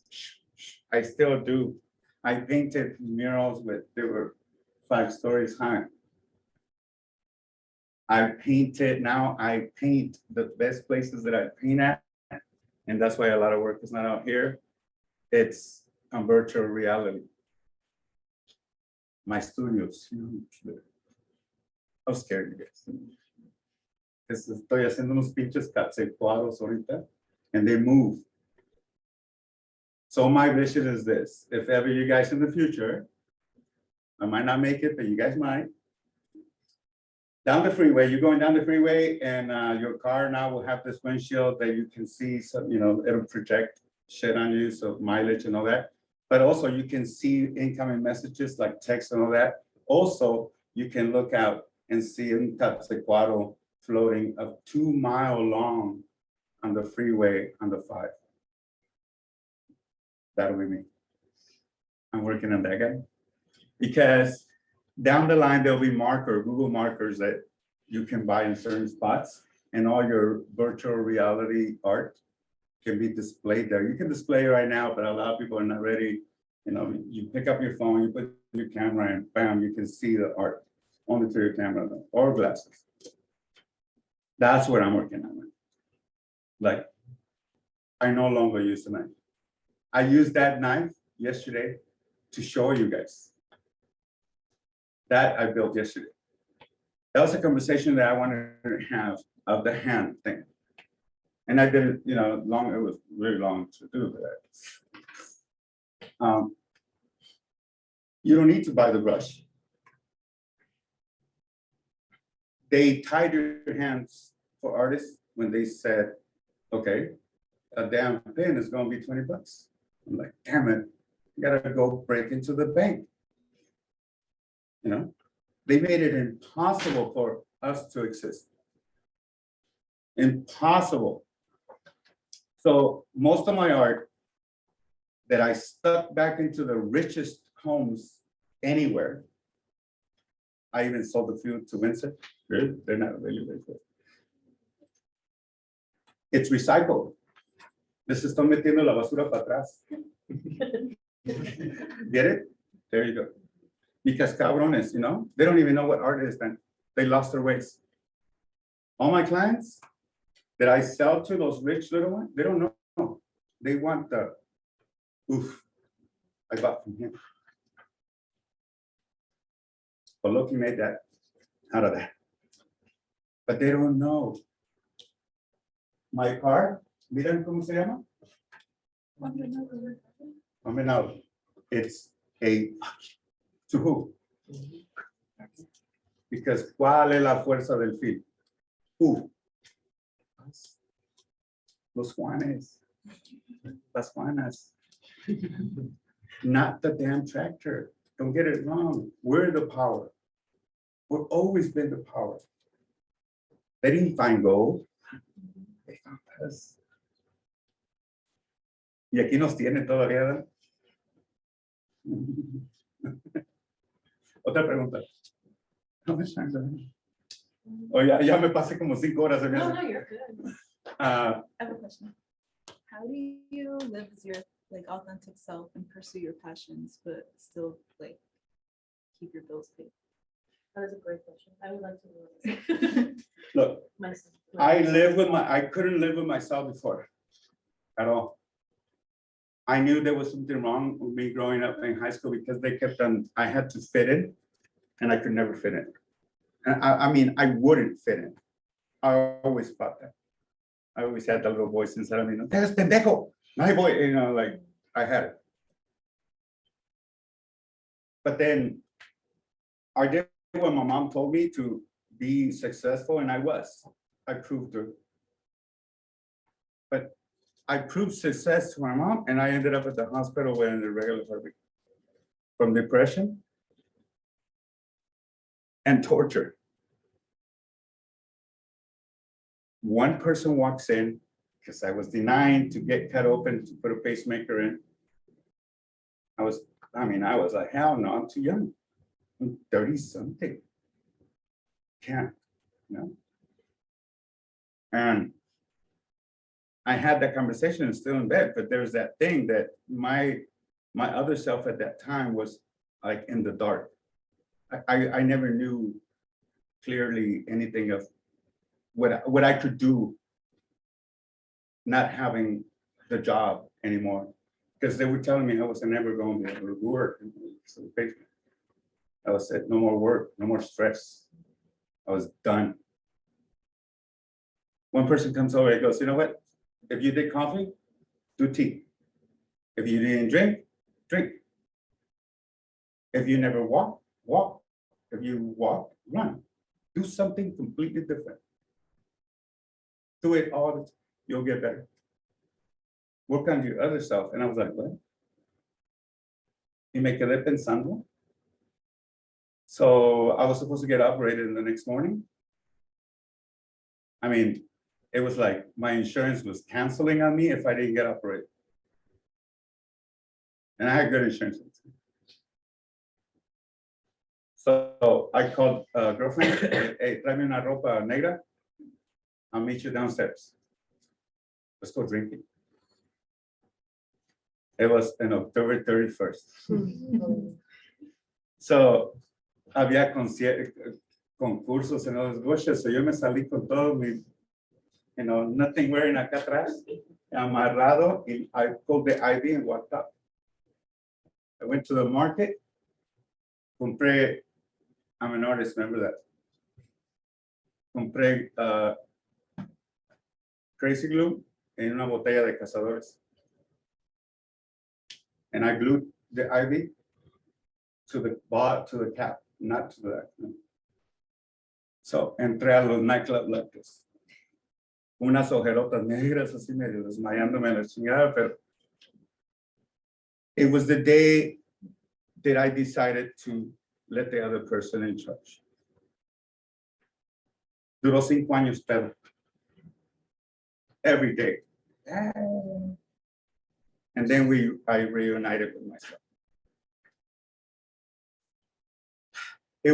It's something hard to explain, but I mean, your question is very I want it to be bigger, my answer to be bigger, but I'm still working on it. I did abandon myself in Mexico. Mind you, not here. My other self, where I was my true self, in Mexico. I could do anything I want. I knew my tío que tenía el taller de madera. We were mechanics. I abandoned my little self over there. It took me a long time to get him, like 40-something years. Man, I'm getting old. Does that work for you? A little bit? Más o menos, pero I know what you mean. Yeah, like I'm trying to do it in my question. own kind of answer, Let's go to another question. I mean, right now, after during the pandemic, the world was so hungry for art. And I had, as an artist, I feel so bad for my manager, who's Sara, whose office isn't there. I'm like, Sara, I'm not bringing in any commissions. I'm not bringing in any work. Versus when the pandemic was going on, I was having commissions left and right. People wanted art. People wanted things. And keeping that momentum going. But like Martin says, he's an artist to inspire other artists like you guys. And art is expensive. To try new things is expensive. But using the materials you have around you and living not always with I don't know, Martin, if you could say the same for yourself, not consuming so fucking much that they throw things down our throats is a way that you can live comfortably and authentically. That's how I've been trying to do it. But I have to have my sushi at least once. In school, they're not making you your true self. Okay, trust me, they're not. They're teaching oneself for you. They are. And you're paying them or government is or taxes or whatever is getting paid for that. Just to teach what? How to consume. How to buy. How to make to buy. They never tell you how to get up. There's not, if they were there and say, okay, goddamn, you're going to be the best cook because you got these movements, you are going to be the best electronics. If they would be just testing you to tell you exactly what you're going to be, it'll be a lot cheaper and easier than trying to force you to be all that. The only reasons you can buy all this stuff. Yo soy segundero. Segunda. Okay? Porque this is the only way that I had to break away to. I used to carry, I had a collection of watches. That now, thinking about it, tenía 25 relojes. ¿Verdad? De 1000, 2000. Tenía Cartier. tenía una collection, todavía 2 de los carrillos los tienen mis hijos, ahorita they're like, hey, don't break it, no lo tiren, está bien caro, pero I was hooked. And te digo, cuando estaba en la cama así muriéndome, I was like, holy shit, what was I doing? And in all reality, when I talk to professionals about this, it's that you have to kill your other self most of the time to see the other one. And that meaning, when that life that I led so hard, so fast, and I crashed and I burned, I had to let it go burn. I had to go let the whole life burn. Just to be me again. Come on, guys, one more. Para no seguir platicando about me, because ya me estoy resintiendo. You're saying this, like, if you walk and walk through this, you go through that, so like, how did you do that in your life personally? The what? How do you still do it? Like, when you were saying, like, you were debating, or you were, not wanting to get the pacemaker, Oh, and then they were telling you, like, if you drink coffee, like, drink tea, or if you walk, then run, or if you don't walk. then How- walk. So how did you do that in your life? Or how did you do I it? left the hospital. I'll tell you, I ran it really fast, okay? I'll run it to the time that I met the doctor. Again, he goes, holy shit, you're still alive. 5 years later. So I leave the hospital, me meto a la barra, and I never drank before, ever in my life. Okay, so le pedí un vaso de tequila, and they're like, oh. Señor, un shot, un vaso. Y me dio el vaso. Me cobró $40. I was like, what is that? Shit. Y que agarro el vaso yo en, I was looking very cool. Me lo quise acabar como agua. Salí para afuera agarrándome de mi carro, muriéndome. What the hell? Y de repente lo que pasó me invitó a algo. I go para atrás. Hey, sírveme, un shot, sí, un shot. Y ya aprendí. I used to drink a bottle a day. I painted my best reds. I even painted it with Merlots, and I sold my paintings. That was crazy. I painted with wine. Accident. $50. No, 1,000. Ya estaban, because at that time, like I said, I let the other person kind of come out. Y era un adulto, ¿verdad? Y todo estaba ahí. So no tenía control de nada. Then come the time that I decided just to give up everything and become. Now, by that time, ya había hecho everything different that person had told me. I wasn't doing that kind of work. I became an artist. I was not eating. I was actually a vegetarian. Became a vegetarian right after that. I was a very good, like, get up at 6 and go. So I started not getting up at 6. I started whatever me valía, me valía 10, 10, 12, 12. I'll be in the studio till midnight. It didn't matter. I changed everything. And I still don't have a pacemaker, or I don't drink any kind of pills. And I'm 55. Versus all my family are in inhalers and some kind of medicines, secondaries. And I'm the oldest, and I don't have that because of that decision. And that regimen was that I had to trust my other self. Where you think you can't, the other one can. And that is the most true that I have said today. Where everything that stops you is because you don't trust the other side. Therefore, you compromise, and they're always at each other. And therefore, you're showing the aggression outside. If you all had a pet, and I go to pet your pet, your pet will tell me how aggressive you are. Because he's listening to the self that is trapped. He's trying to protect them. Your pet always protects the person most weakest, right? So one side of you is like, "Arr." What about the other side? Sometimes the dog is, yo no sé por qué es así. Está protegiendo the other side.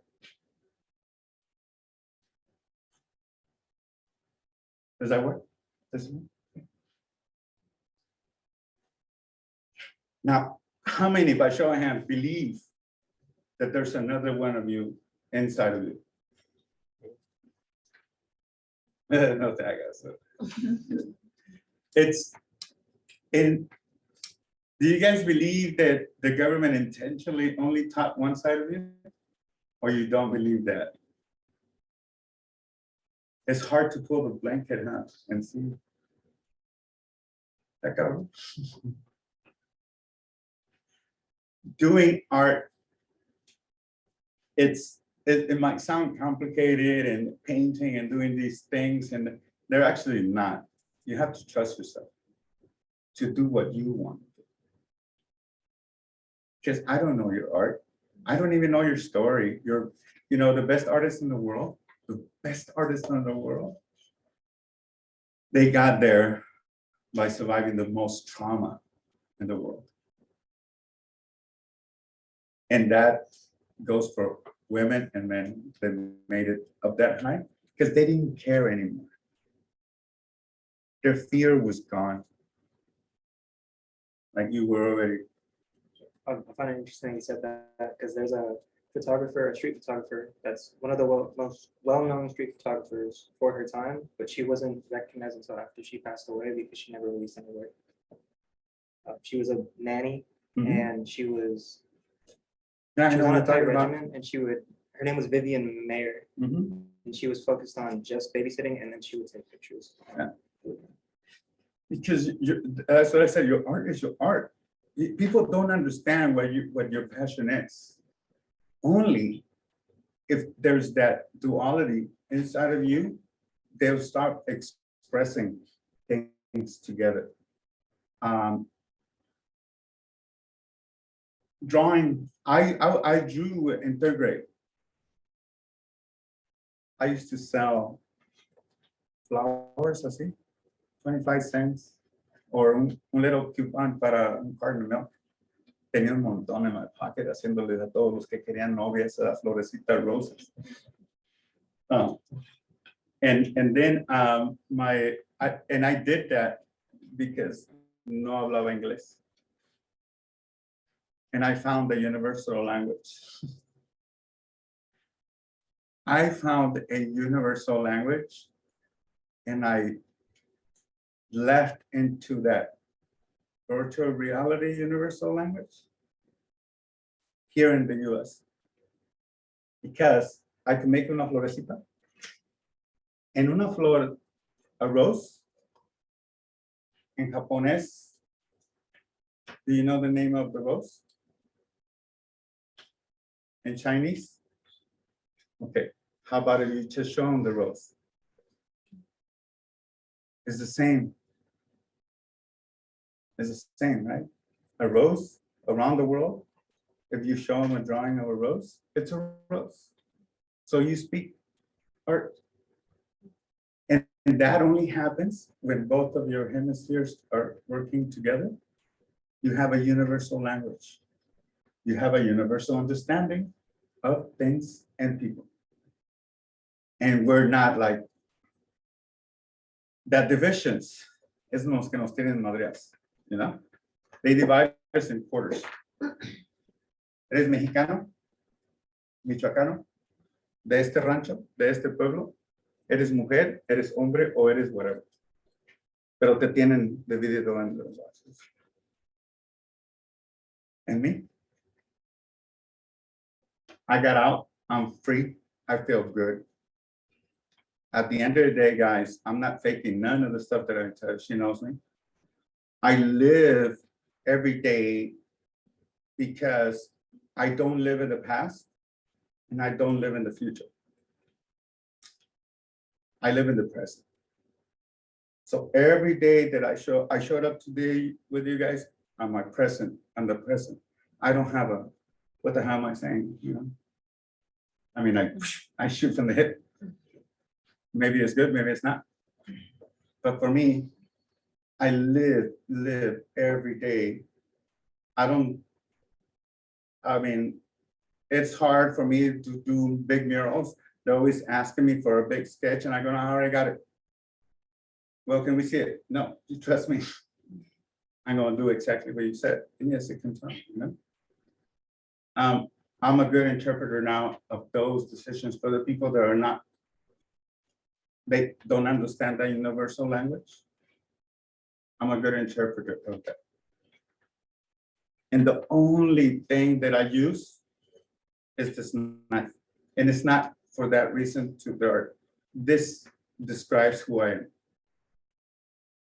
And I've been carrying around already for years, and everybody knows who I am with this thing. And it's not a threat. No, se ríen cuando lo saco, ay, chingadita, pero, you know. You know, but the thing is that with this, by me wearing this around my neck, I'm free.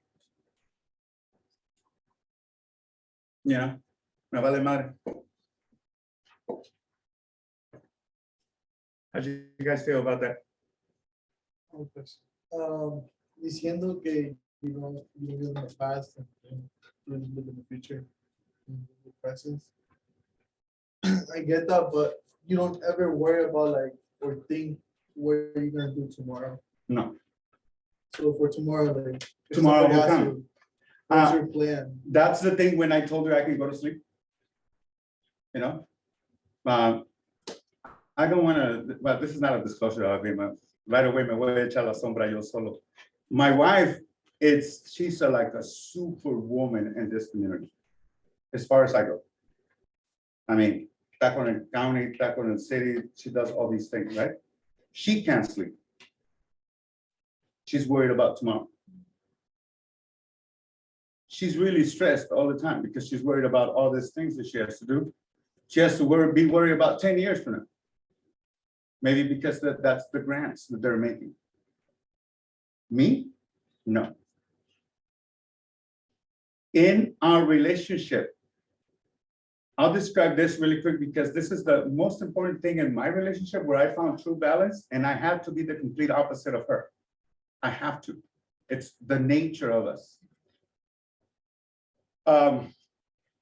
She was born in 1976. I'm 67. Can you guys see that? Both numbers are complete opposite. 67, 76. It's the yin and the yang of the numbers. The yin and the yang of the numbers. I have to be one, she has to be the other. She worries. In order for this to exist, I can't. I shouldn't. That gave me that freedom. Because if us both worry, chingao, ya hubiéramos chocado and burned a long time ago. That gives me that freedom. If I understand that that exists. And she is the complete opposite of that. You know, ella se graduó de Yale, de Yale, de Berkeley Law. So, you know, me, no.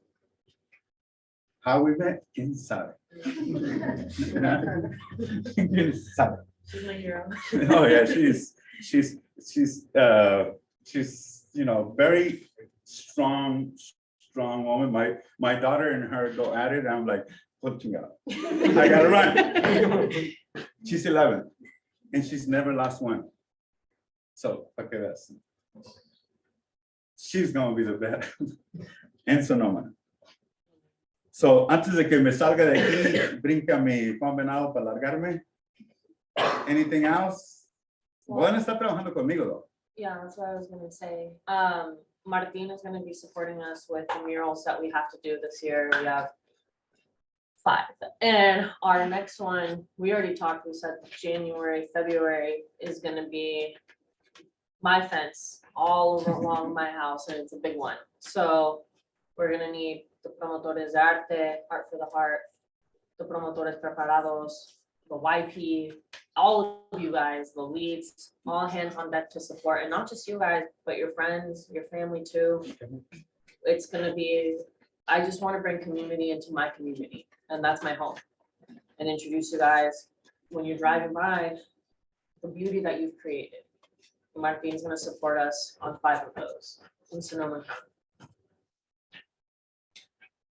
On the back to, one thing about this thing, it's not that I don't pay attention to the future and the past, I do. I do, but it doesn't bother me. I live here. So I give you 100% here all the time. Not 20% is worried about that, or 30% is worrying about this. No, I am here 100%. And wherever I show up with that 100% deal. Because I'm not worried, sometimes I overbook things or double book. That's the only problem that I'll make, that I don't figure on those two. And then sometimes because I don't pay attention to the future, I get this pile of stuff in one day. But those are the best days.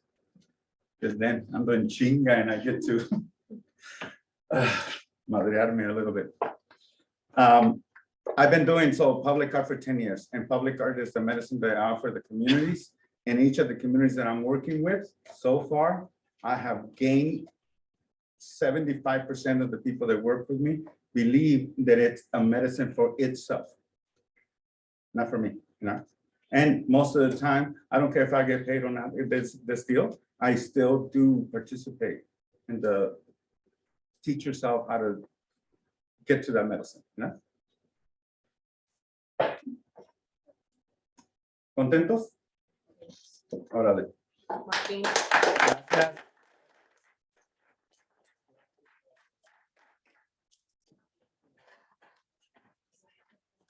Give it up for Martin. Thank you, Martin.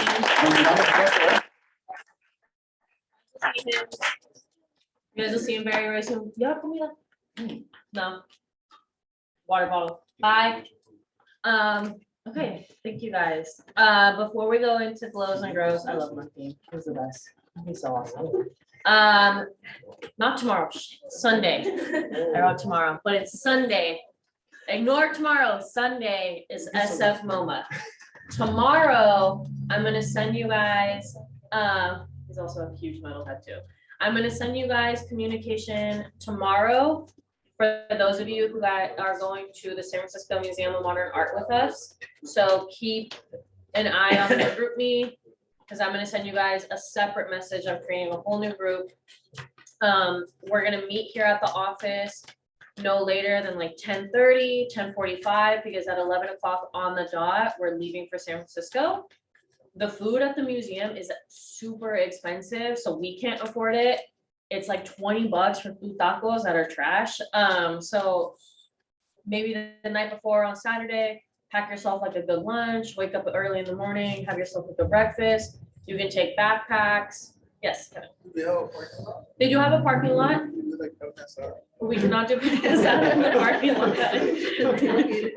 Yes, this is. Huh? Is there anything near there?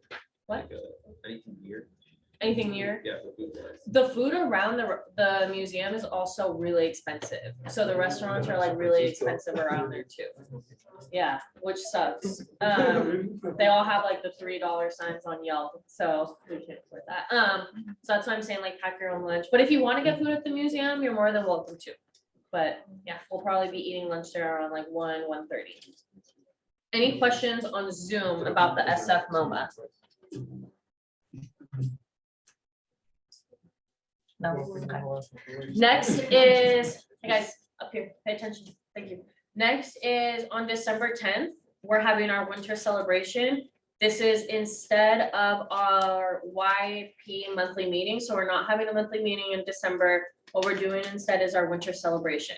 All of you guys, your friends and your families are invited. It's going to be a really, really fun event. Our community engagement manager, Eliza, has been working so hard to just make it like a super fun event for all of you guys. There's going to be loteria, there's going to be tamales, there's going to be ornament painting for like Christmas and stuff. It's just going to be really fun. And it is also mandatory. So if you're unable to make it, because I know this is also traveling time, just let me know like ahead of time so I can make a note of it. And it will be at Bayer Park, right, Steph? Bayer Park? Yes, okay, she said yes. Bayer Park. And then last but not least, starting in 2 weeks are our mid-year evaluations all the way through pretty much like the end of December.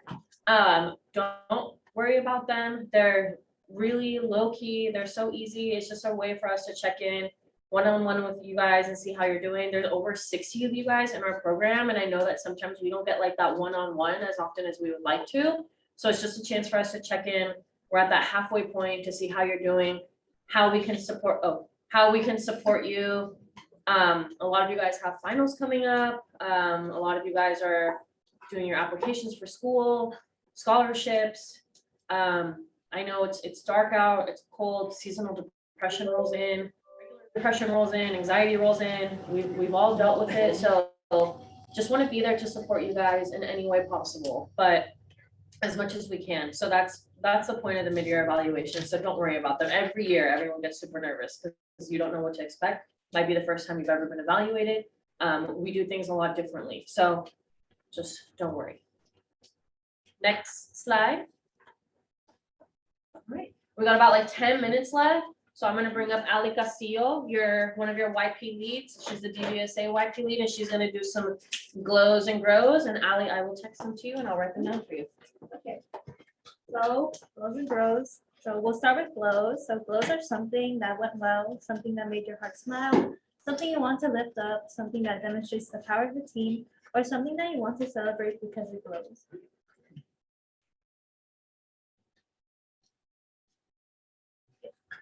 I think the glow is kind of like having two people that it's like two different, like you were saying about art, it's like two different arts, because there's an art of nature and then the art that you can do with. That is such a good point. I didn't even do that on purpose. Thank you, Kevin. So like that was something cool I noticed, and also like how it all connects to somehow the government controlling us or trying to control us in either like our color or just by who we are. Like for example, when we were talking about nature, it was like they divide us in this specific spaces on the city. There's like a box, like you were saying, keep us in a box, and they teach us just one thing at school instead of letting us explore more about our other soul.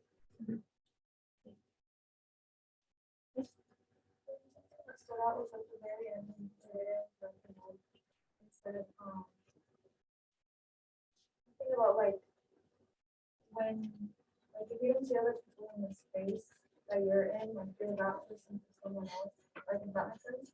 And so I thought of that in like relation to school, and I feel like there's not always a lot of like Latinos in school, and like I think last month we went and we toured Berkeley, and like, we talked to people, Latino students that go there, and it made me so happy hearing their stories and hearing like what they're doing there.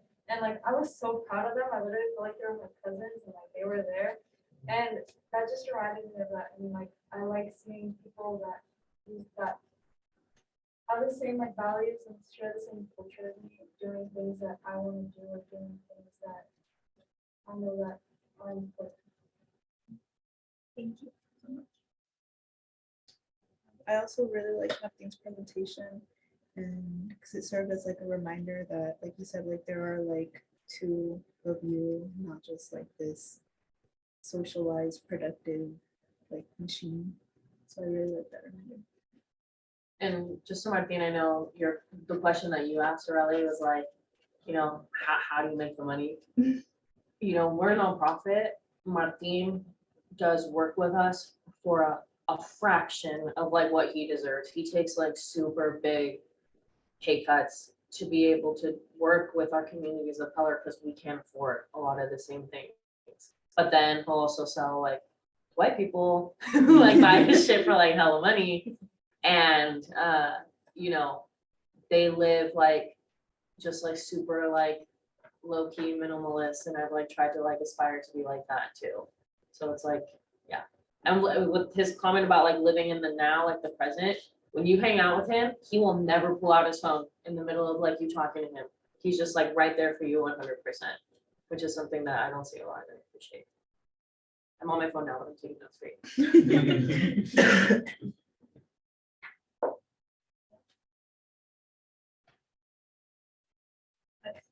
So we can move on to growth now. So growth are something we can strengthen, something that didn't work out so well, and it's an opportunity for growth, something we can improve for next time, something that speaks to the event or program specifically, such as partnerships, locations, structures, etc.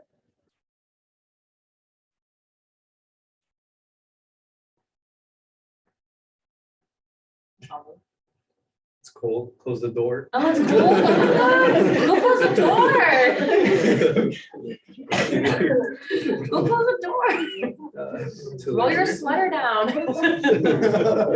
You're right.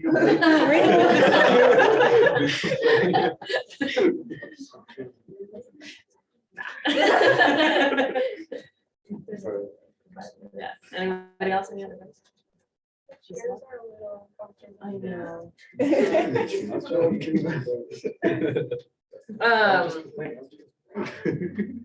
You guys are welcome to bring like pillows and stuff. Bring your pillows, bring your blankets, get comfy. The office is always cold, says Christian. Yeah. We missed you, Christian. Anybody else? Any other girls for Ally?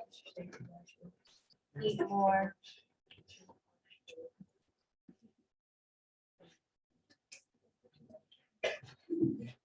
Anything else? Oh, it was like I love what you mentioned already, like the break that was on her, like that. That's awesome. Like on her too, and it's like, you get to like also talk with like others about what you just talked about in some kind of way. If you want to keep talking about it, or just kind of like despejar tu mente a little bit. So that's pretty cool. You guys like the longer break today? Yeah, because I feel it's here, 10 minutes here, 10 minutes here, that's not too much, so I'm trying to do it like right in the middle, like 15 to 20 minutes. Break it up.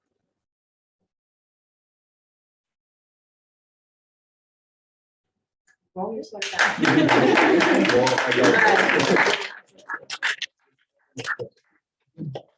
I texted them to you, Ally. All right, guys, so wow, finished 5 minutes early. That's what's up. I'm not gonna keep you guys. Please feel free to head home. As you are on your way out, get some food, fold your chairs.